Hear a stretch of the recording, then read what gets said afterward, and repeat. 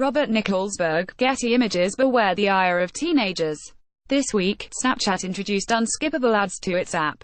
The 6-second adverts, which Snapchat first announced in April, finally rolled out to users who watch content from professional producers in the app's Discover section on Monday.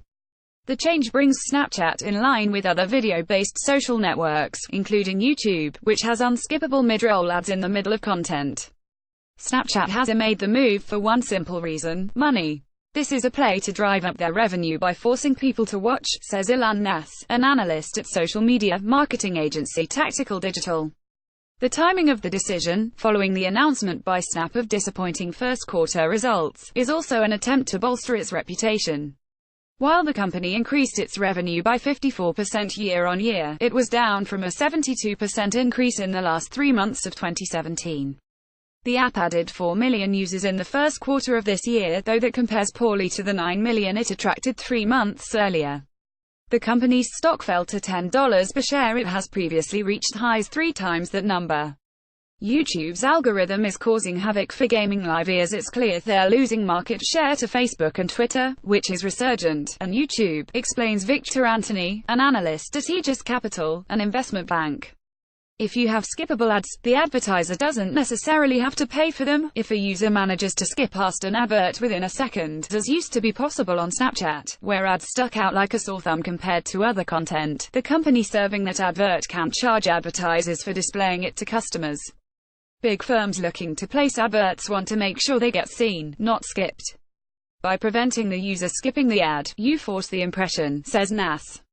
However, the solution to Snapchat's problem of people skipping ads is a blunt tool.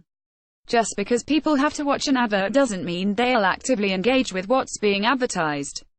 The action could perversely have the opposite impact, driving users away.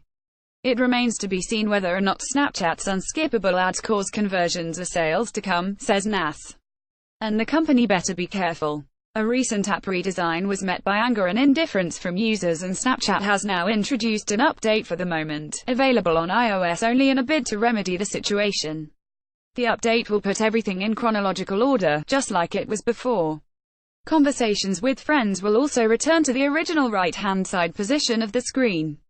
The new adverts feature might, however, encourage larger companies, usually assured of sales regardless of how they advertise, to take a chance on getting their name out there on the platform.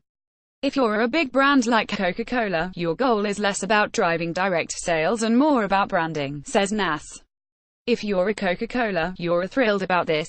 Walmart's Flipkart deal will test the limits of Amazon's global empire. Forcing people to watch adverts also increases the ability for Snapchat to sell advertising rates based on different demographics. If a certain proportion of users who ordinarily skip every ad cannot do so anymore, Snapchat can then sell to specific slices of users thanks to strength in numbers. In all, the move is likely to allow Snapchat to significantly increase the cost per thousand impressions (CPM) rate it charges advertisers, says Derek Rubenstein, Tactical's expert on Snap. Until 6 months ago, Snapchat was charging an average CPM of around $3 to $8, before it dropped its rates to compete with other social networks. Now it can return to those sorts of prices. They can justify increasing those costs because unskippable ads are more attractive for advertisers, says Rubenstein. At the same time, Snap is doubling down on its much-maligned Snap Spectacles, releasing a new version of the sunglasses that could upload images and video to the app. But industry onlookers are far from impressed. It was a flop the first time round, and I think it'll be a flop again, says Anthony.